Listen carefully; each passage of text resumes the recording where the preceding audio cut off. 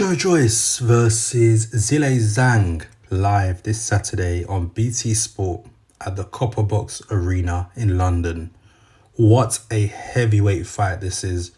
Fair play to Joyce for stepping up once again and taking on the fights that some of these heavyweights wouldn't even think about going near.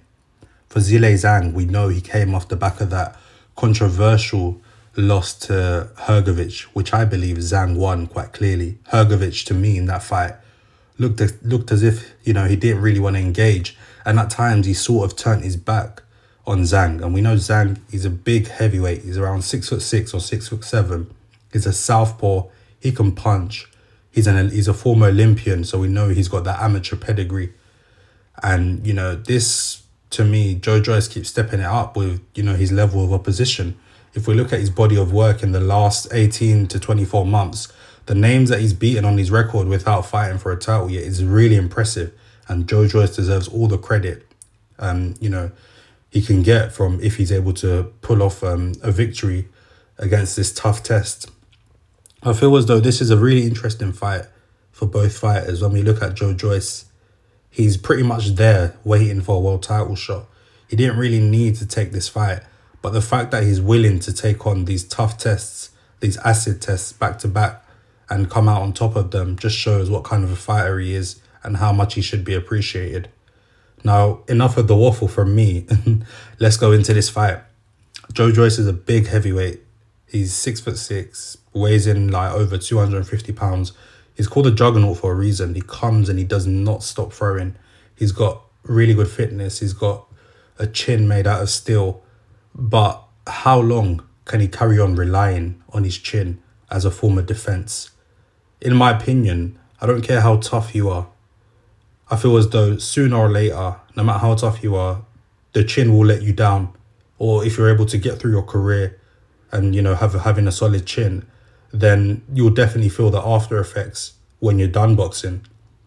Now, I hope Joyce is kind of brushed up defensively, because we saw in the last fight Joseph Parker was able to land some decent shots that may have wobbled or stunned other heavyweights. Although Joseph Parker didn't have nothing left in the tank realistically, because Joyce was beating the hell out of him by the time Parker was even starting to land those ones and twos. They were just bouncing off Joyce's chin. But as Joyce steps up in his competitors against the likes of Deontay Wilder, Anthony Joshua, even Tyson Fury, all these guys, Dillian Whyte, who punch harder than Joe Parker, I don't think he can afford to take those, clean. Getting old in the ring. And by that, I mean, the chin breaking down, or we may see him get dropped or wobbled or maybe even get stopped. Because, as I alluded to earlier in the video, taking punches constantly to the head and to the chin, it's not good. Your face and your chin is not there as a form of defense. You should not use that as your first line of defense. You're literally asking for, issues if you're going to rely on having a solid chin. And I feel like that's where he could come unstuck when fighting the big guys, who I believe they're all faster than him. Fury is quicker than Joyce. Anthony Joshua is quicker than Joyce. Wilder is really explosive as well when landing that right hand. You can't let these big punches and these explosive guys land on you consistently, because we've seen lesser opponents such as Bryant Jennings hurt Joyce earlier on in his career to the body. We've seen Joseph Parker, who's not the biggest of punchers at heavyweight division, land a few right hands on Joyce whilst they had no effect. During that time, slowly, it's like anything. If you carry on hitting at something consistently, you will make dents in it. And I feel as though Joyce cannot continue to rely on his face and his chin to protect himself, despite having that bone density 5 times more than the normal man, etc. Slowly, there will be dents in his chin. And I feel as though that will be the case after this Saturday. Zhang, he's fighting out of a southpaw position. How is Joyce going to be able to deal with that? And he's just as big as Joyce. We've seen Joyce usually be physically way bigger than his opponents. You look at the likes of Carlos Takam, who's about 6'1", 6'2". Joseph Parker as well is a small heavyweight. Despite Joseph Parker coming in a lot heavier than he's ever been, that was just the wrong game plan for Parker, coming in heavy to try and match Joyce's game. Parker should have came in lighter and looked to box. And, just because we've seen Parker, he's a tough guy as well. He can take a shot. He should have tried to box him and take the fight the distance. However, the way I see this fight playing out this Saturday, I see it being a little bit cagey to start off with, as Zhang knows what Joyce can possess. And I do see Zhang having a bit of success in landing and, from that southpaw stance, especially in the earlier rounds. As the fight goes on, I do feel as though Joyce will grow into the fight and he will have his own success. I think Zhang is 39 or 40 or something like that.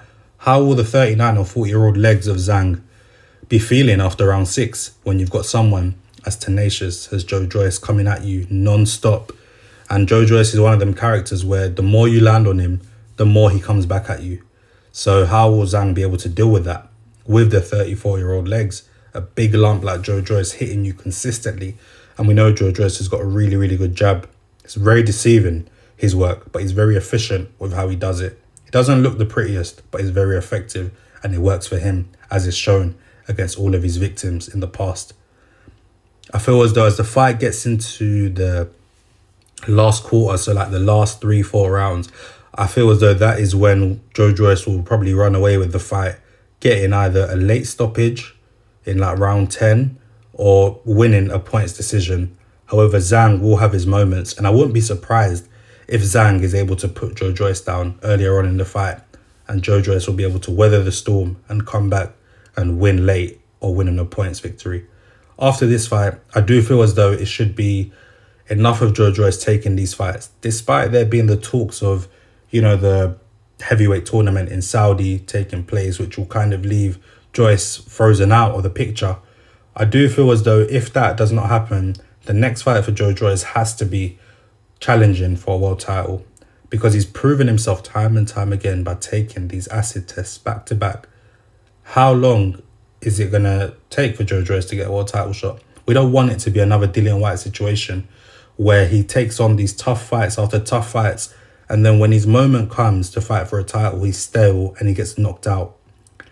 I feel as though we should strike now whilst the iron is hot with Joyce. He's a British guy. He's a really likeable guy. He's tough to beat. He can punch. He can take a punch. I feel as though he's ready for that title shot. And he's not getting no younger. He's 37 years old. And yes, I know a lot of people will say, yeah, he's 37 or 38, whatever he is. But he's not an old 37, 38. And I do agree with that, because he's had a fairly short pro boxing career. He came into the game quite late. He turned pro in his 30s. So no way is Joyce old or anything like that. But, regardless of being a young or an old pro boxer, it does have its effect on you. Your body's not quite the same as it was maybe in your early 30s, late 20s, when you're closer to 40. So I feel as though it's essential for Joyce's next fight to be for a world title shot. And if it's not going to be for a world title shot, it needs to be a big money fight. So that means if Anthony Joshua has not got a title, maybe they could try and maneuver their way into making that fight, because he can't keep taking these risks for, and what are the rewards for them whilst all the titles are being held up. So I'm backing Joyce to get a late stoppage win or a points win, with Zhang having some success early on, raising a few hairs on people's backs, and we'll see what happens after that. Let me know what you guys think. Leave your comments in the comment section. Like, comment and subscribe. And I look forward to seeing you in the next video.